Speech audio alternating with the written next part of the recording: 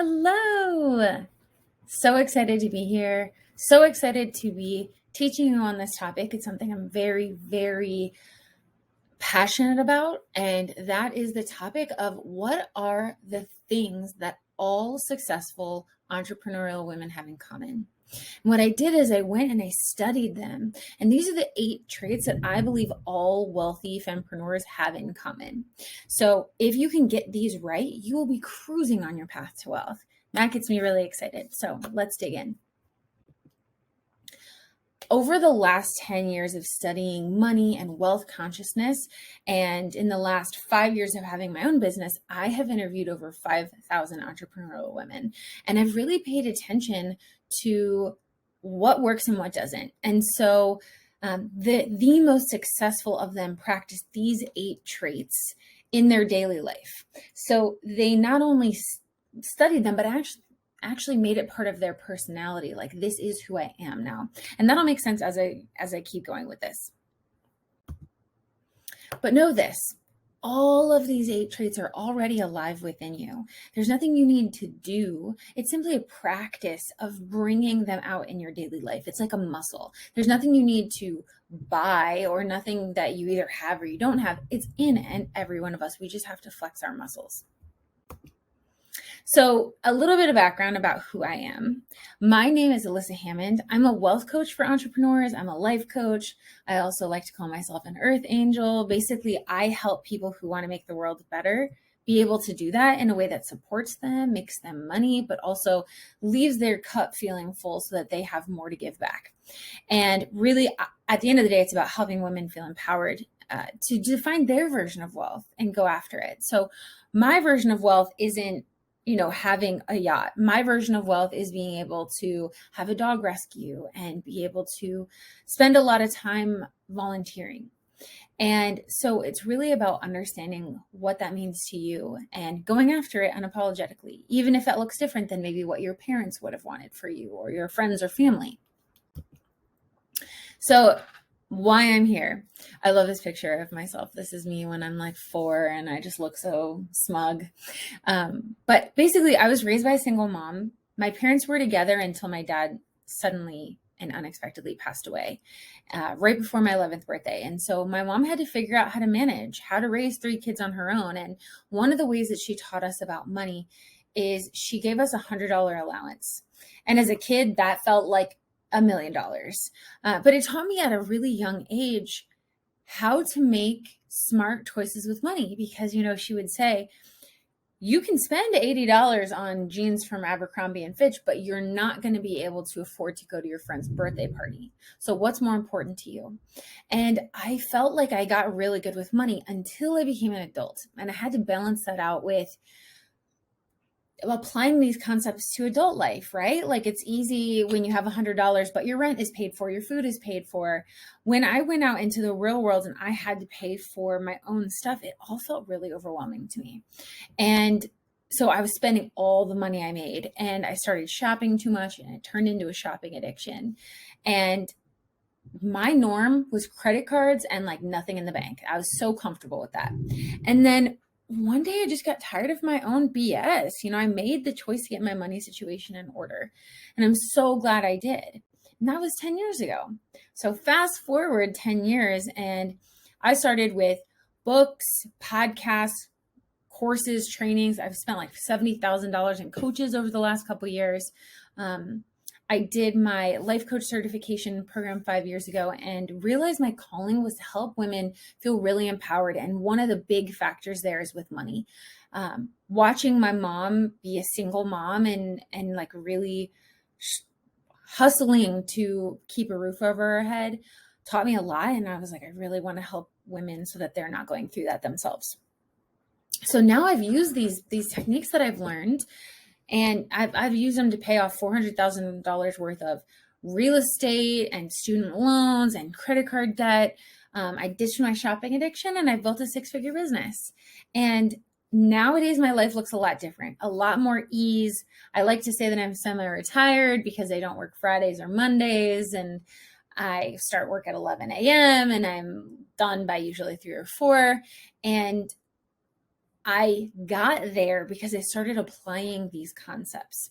And so I'm really excited to teach you today. And you are here because you're an entrepreneur or you're an aspiring entrepreneur, and you really want to ensure that you're making the best use of your time, your money, your energy, so that you can have more freedom to do the things that you want while you're still young, while you can still appreciate it. And I'm here to help you with that. So in today's lesson, we're going to be learning from one of my courses, which is called the Fempreneurs Guide to Money. And it is 2 years ago, I created a personal finance course called Grown Ups Guide to Money. And this, I had a lot of people saying, can you do the business version? Because I think my specialty is helping people take concepts that they thought were complex and actually make them really simple and easy to apply to their life. So Fempreneurs Guide to Money, which I also call FG2M, compiles all the answers to the questions I got from clients about handling money as a business owner. So today we're going to be digging into a lesson from the second module of FG2M, which is called, that module is called the Energetics of Wealth. And this specific lesson is called the 8 Traits of Wealthy Fempreneurs. So we're learning the 8 traits all wealthy fempreneurs have in common, how to identify your own blocks, because that's so important. Awareness, when you have awareness, that's 9/10 of the law. That changes everything for you, because once you see where you're going wrong, you can change it.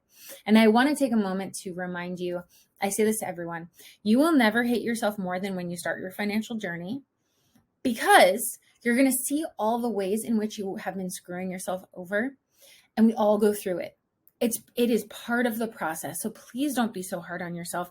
Give yourself some grace here, and know that like we all have those moments of like, oh my God, I can't believe I was doing this or making this stupid decision, but that's part of it, right? We got to see where we're doing it wrong and then we fix it. Thirdly, we are going to talk about some changes you can make today to bring these into your life. Everything I'm teaching you is something that you can draw a line in the sand and be like, as of today, this is who I am. This is how I operate. So make that decision. And there's also something really powerful about saying it out loud. Our brain doesn't know the difference between when we're joking and when we're serious.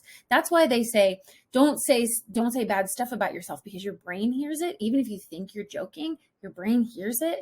And it's like, what's going on? So start saying things like, I accept this into my life. I am a wealthy woman. I am the first millionairess in my family. And start acting as if it's true. And then we're also going to be doing lots of journaling to help you implement this into your daily life. So let's get started. The first trait all wealthy fempreneurs had in common is their primary focus is a healthy mindset. So a healthy mindset is our primary focus. What do we mean by that? How do we practice this in our life? I learned this a couple years ago and I was like, who has time for this? But 3 hours a week of self-care is a must. And I understand if you have kids or dogs, it can be very hard to feel like you have enough time, but it is so essential. And you're going to find that the more time you spend on self-care, the more time that you end up having to give to other things, and you're not going to be burnt out. You're going to be able to pour way more love into what you do because you're taking care of yourself first. So I want you to have an image of a teacup on a saucer. What a lot of women do is we feed from the teacup. If the teacup is our life's force, if that's our energy, we give everyone sips straight out of our teacup until it's empty. And then there's nothing left for us. That's what self-care does. It refills that cup. And what we want is your energy to go so high, it goes up over the teacup and into the saucer. And we let people drink from the saucer. So no one's siphoning off our energy anymore. We just work so hard on self-care that it flows over.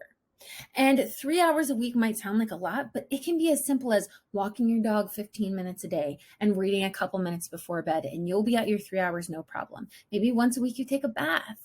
Do something beautiful for yourself, because women who do this for themselves, they know their value. And you got to know your value. You are not any different than anyone else in that we are all people of value. We all deserve to take care of ourselves. We all deserve self-care. And so when you are questioning it, come back to, I know my value. I know I'm worth this. And that also might pair well with removing others that negatively affect your mindset. So take a second. You can pause this if you need to, but write down 1 through 5, 1, 2, 3, 4, 5. And I want you to write down the 5 people you spend the most time with. And then I want you, don't overthink it, just like, who are the 5 you spend the most time with? And that can include via text. It's just people that you're communicating with. You don't have to be with them in person. And then I want you to put a check mark next to their name if you feel like they have a generally positive mindset. Now, if you find that maybe only 1 or 2 of the people that you wrote down have check marks next to their name, you might find that the people who don't have check marks, the people who have negative mindset, you might not be as drawn to them in this period of your life because you're dedicating yourself to being better and they're not. Now, things go in cycles. So just because your best friend from high school maybe isn't the right fit for you right now doesn't mean your friendship is over. It just might mean you connect more with people who are really focused on bettering themselves. And that's a beautiful thing, because when you're around other entrepreneurs who want to better themselves, who want to make the world better, it rubs off on you in a beautiful way, and you rub off on them in a beautiful way. And that's what we want. So you'll find that others who are negatively affecting your mindset, you might just naturally not be drawn to them. And that's okay. That is okay. And you might feel really drawn to people who are working on themselves. And that's great. That's great. It's going to help. It's only going to help you. But I want you to focus on your energy and your vibration. So what do we mean by this? Vibration. Everything has a vibration. If you hear people say, oh, that's high vibe, that's what they're talking about. High vibration is a beautiful thing. Things that are low vibration are depressing and dark, and things that are high vibration are happy and light and filled with love. Lower vibration is fear. And so focusing on bringing your energy out of fear and into love, really taking a flashlight and shining on any area of your life where you feel like fear is dominating, and then saying, even though it's scary, how can I work through this? And trust me, I get it. It's not always easy to do things that are scary, because I just made a list yesterday of things that I've done that have scared the crap out of me. Like, I learned how to scuba dive earlier this year, and my uncle was lost at sea and almost died. And like, being in the water scares me, but I did it and I felt so amazing after. And so facing our fear is a beautiful thing. It's beautiful. And when you do something that you're scared of, but you know is good for you, you come out on the other side feeling really like this burst of, I am so invincible in this moment. And that's really great for you. And it will raise your energetic vibration so much. And then I also want you to be journaling your feelings and experiences. Why is this important? Journaling is important because you're not going to waste your own time by writing stuff in your journal that's not true. We might, when we're talking to other people, our ego might get in the way. This has happened to me, and I still work through this, where we maybe don't want to say something that's not flattering toward us because we don't want people to judge us. But your journal is your one place that you can really let that out. And let's say you're like, oh, well, I'm worried someone in my family is going to find it. Okay, write it out and burn it. Burning a piece of paper is a beautiful release. You can write it and you can say, let's say you're having a bad day and you just want to like write it out and let it go. You can then make a wish or set an intention on that piece of paper and say, I release everything on this paper. And then you burn it, and that's a beautiful way to transform that experience. Let's move on to the second trait. The second trait of all wealthy fempreneurs is she defines her own version of wealth. So wealth is going to look different to everybody. It is not a number. Some people think, oh, wealth is a certain number. It's not. Because wealth to me and to you might look totally different than wealth to someone else. I'll give you an example.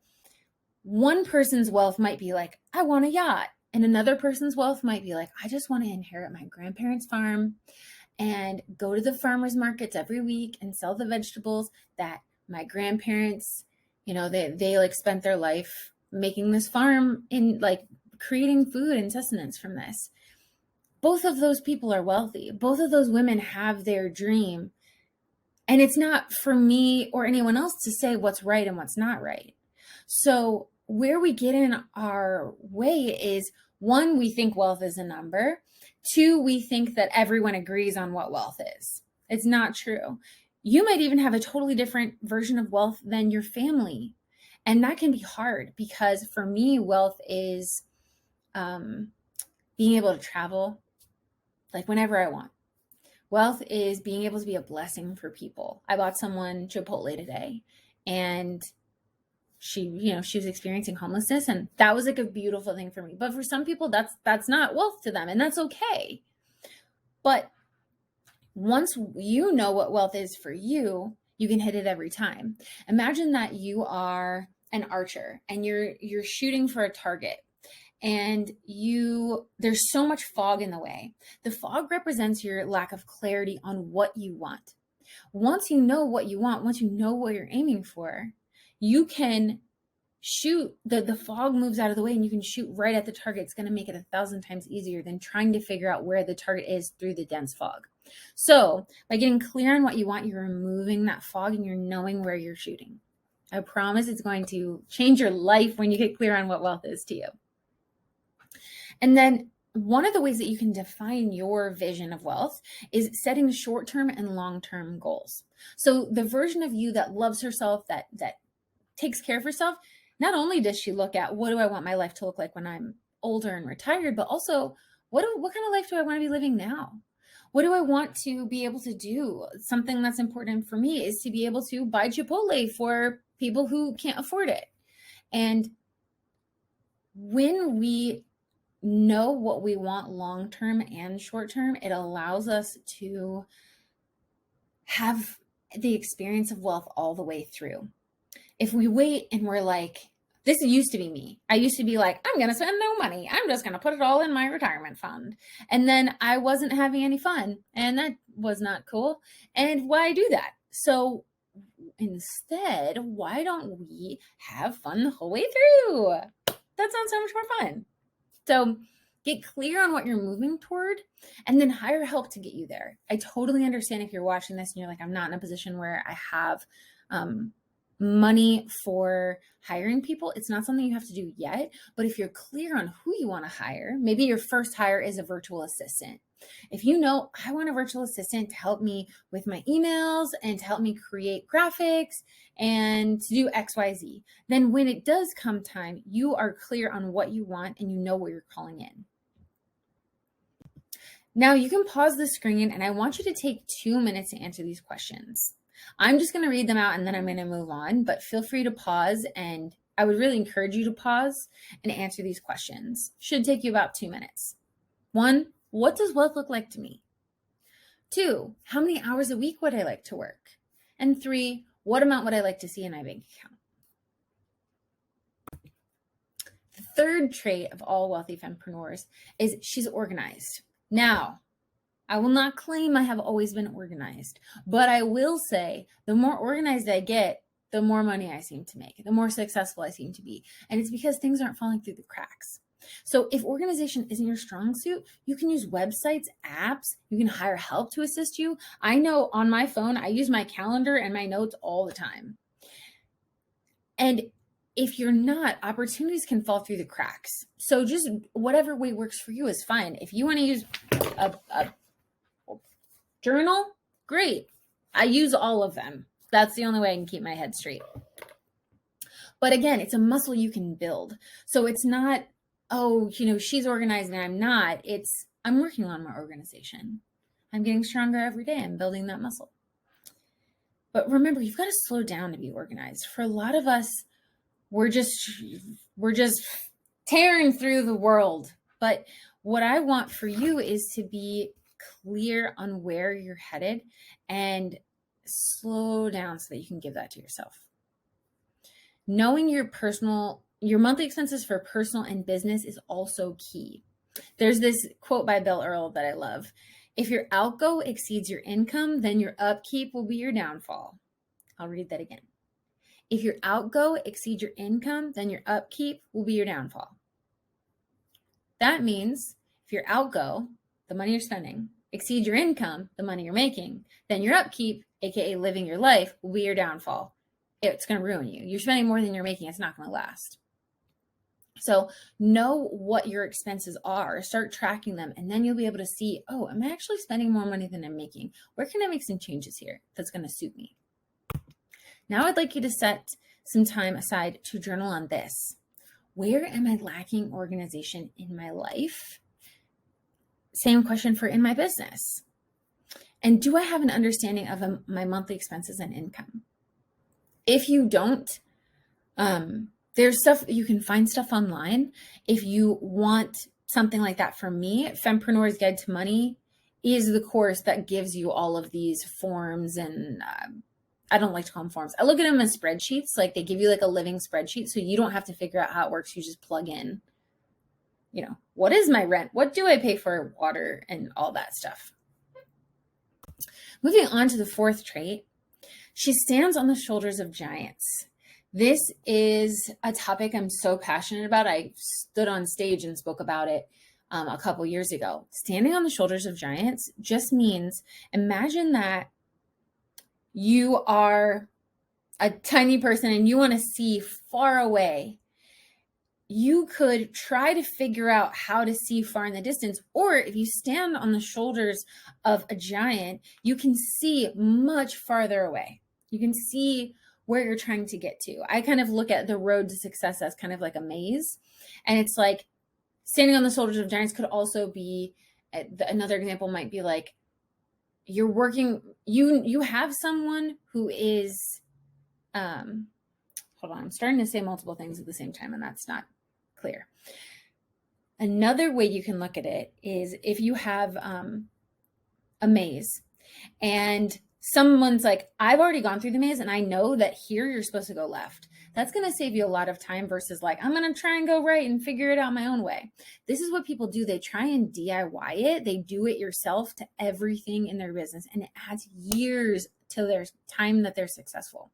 Whereas if you just saved, hired someone, or made an investment, or got a business loan for the right kind of investment, and then you stuck to it, you will get so much farther because you're looking to those who have what you want and then you're hiring them. So in this case, the giant is the person who already has what you want. They've already got the big vision. They know how to get there. They know how to get to the end of the maze.